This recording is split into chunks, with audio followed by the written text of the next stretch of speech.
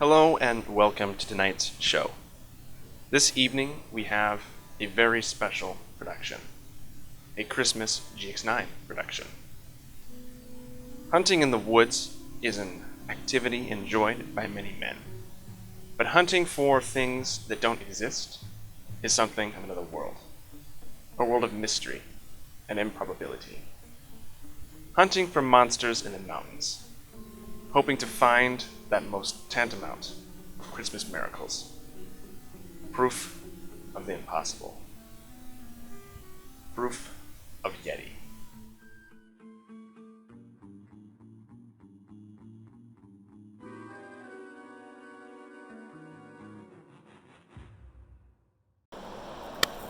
Welcome back, folks, to another episode of Spectre Spectator, the show that brings the monsters into your living room.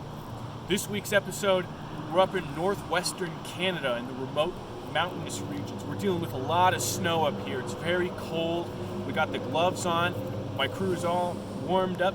And we're searching after the mythical Yeti monster. So we've come up here, we've flown up here to try to find one for you. We're going to try to find a couple pieces of key evidence. They've been spotted by local professionals in this area.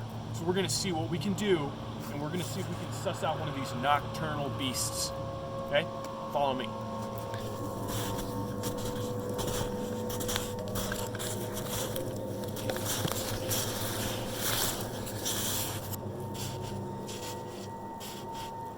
A small family, a small clan of Yetis that's been spotted by local experts up in this area.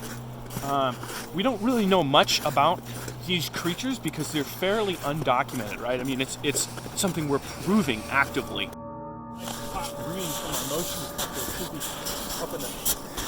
I'm pulling out the spectrometer. This spectrometer, we didn't forget to put it in, did we? Now, this is a kind of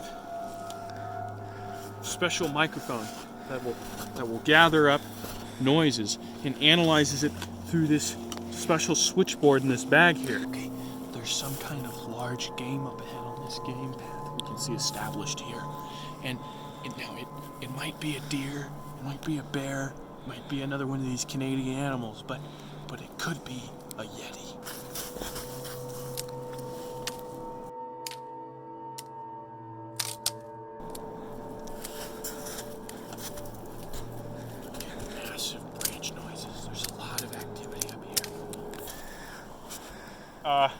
The signal stopped.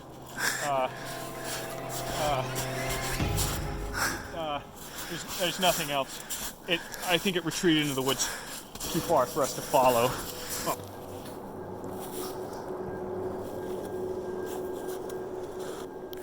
This is Yeti fur.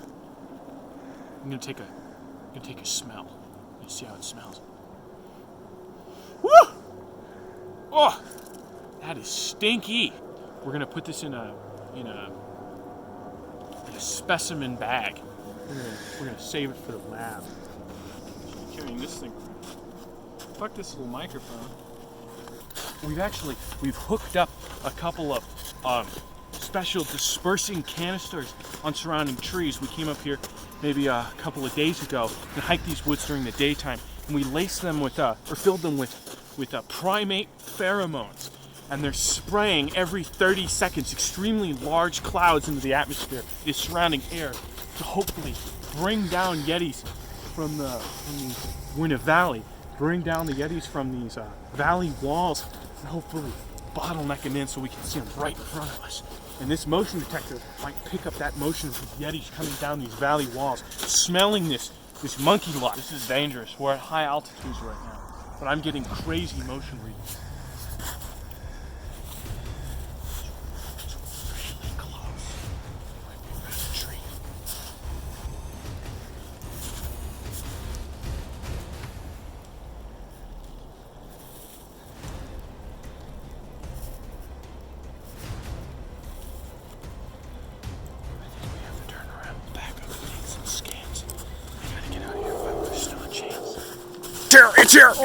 It's here! Oh my god!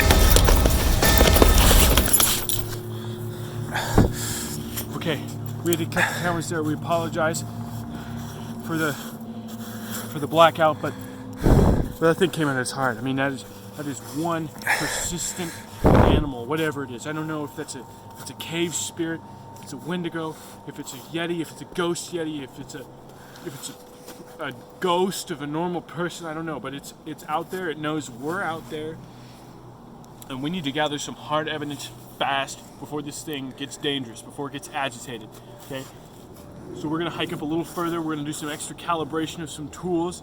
We're gonna see what else we can find. We need to boogie out of here fast. Wildlife discovery thing. So.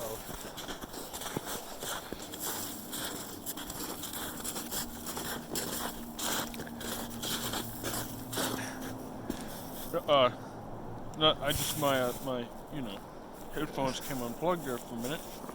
Wait, shine the light back. Oh my god! Oh my god! Oh my god! Oh my god! Oh my god!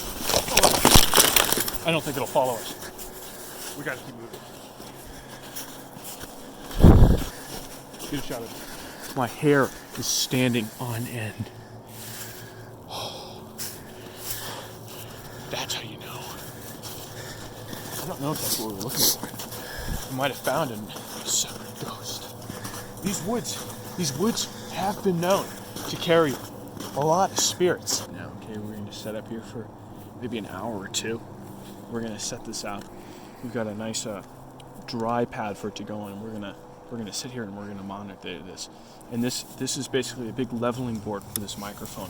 So we're gonna sit here and we're gonna take readings from this hot spot because we've been hearing stuff up this ridge. And so these basically, I can isolate different sounds and turn things down and turn other things up, okay, to isolate certain key kind of noises that you would associate with Bigfoots and Yetis, like twig snapping and howling and these other kind of normal noises that you might. We've been sitting here for about an hour now. My crew's pretty tired. I'm pretty tired. It's very cold. I shouldn't have skin showing. Hold on. Okay, we've been sitting here for about an hour. It's very cold. My crew's very tired. I'm very tired. We've got some good sounds out of this. Okay, we've got some really high definition, good evidence. What we're gonna do is we're gonna bring this back to our resident experts. We're gonna see what they can make out of it. We might follow a few leads. It might give some good insight to what we've been hearing out here tonight. But for now, we're just gonna keep moving. We've gotta keep making progress. So in this area, as I've mentioned, there's a lot of lore about these Yetis, right? There's a lot of these experts that study these things that are up here, and I talked to a couple of townspeople the other day in the town below the mountain about these Yeti creatures, and they have stories of these Yetis near Christmas time bringing mysterious gifts to the townspeople, and almost as if they're offering peace to not be studied, to leave us alone. And they bring down little gifts, pieces of trash, mostly wrapped up in paper or in not paper, but snarling image that we see of Yetis in media. Maybe it's not true. Maybe they're gift givers. Maybe the spirit of Christmas is Yeti. Maybe that's what we've been missing. Maybe Yetis are more human than us. Maybe they invented Christmas. Maybe this tradition of giving and good nature is not really Northern European. It's Northern Yeti. Yetipian.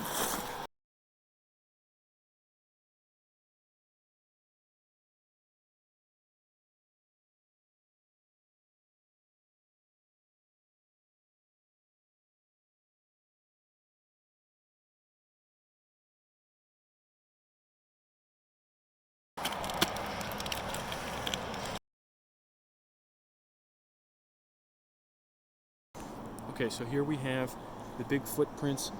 They're coming in this direction. We're shooting in reverse direction, so they're going this way. And we can see I'm standing in one right now, and we can see for my footprint in comparison, I'll make a new one. Okay. Okay. Look at the size comparison on these. This is a lot bigger. It's a lot bigger, which means the animal's bigger, okay? For reference, I'm about 6'2", and I wear size 11 shoes. This thing probably wears size 20 shoes, and is probably close to, I'd say, 8 feet tall. Okay, in weight ratio, we're talking 6, 7, 8, maybe up to 1,000 pounds, 6, 7, or 800 pounds, right?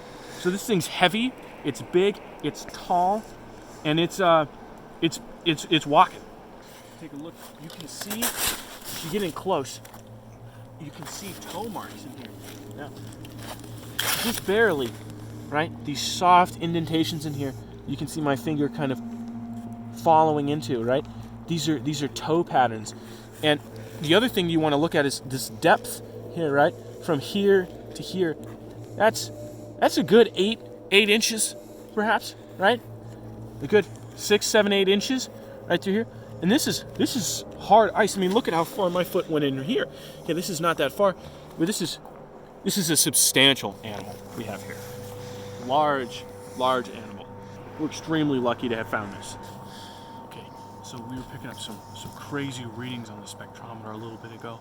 Okay, we're getting some funky stuff. This is purely ghost material, okay, but it went dead, it dropped off, so we're gonna keep moving upwind. We're gonna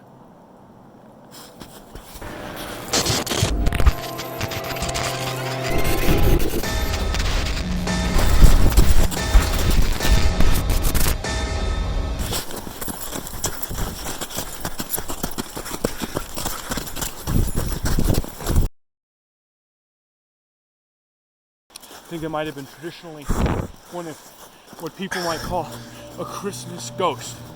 I think that might have been similar. What the Christmas Carol was based on was stuff exactly like that. The spirits that people saw out in the woods near Christmas time, it looked like that. Yeah, it was performing some kind of ritual. It was just standing there. I don't know what it was doing, but when you see spirits like that, it's best to leave them undisturbed. It's best to get out there as quickly as possible and as quietly as possible. Talking that mask. Sorry. The audience is gonna fucking wreck. Okay, we got some good evidence to bring back to experts in town at the base of the mountain who might be able to make heads or tails of what we've been seeing out here. We have some very convincing audio signals. They're very enhanced. We took hours to get those. We got some state-of-the-art footprints. I mean, they are never before seen, extremely important scientific discovery right there, folks. We also have pretty good film of spirits on our special cameras. Hopefully those can be enhanced, and hopefully they'll turn up something that looks really great. So next, we're going to return back to civilization. We're going to get these very convincing pieces of evidence analyzed, and we're going to make them as clear and honest as we can for you at home. And we're going to take a look at those.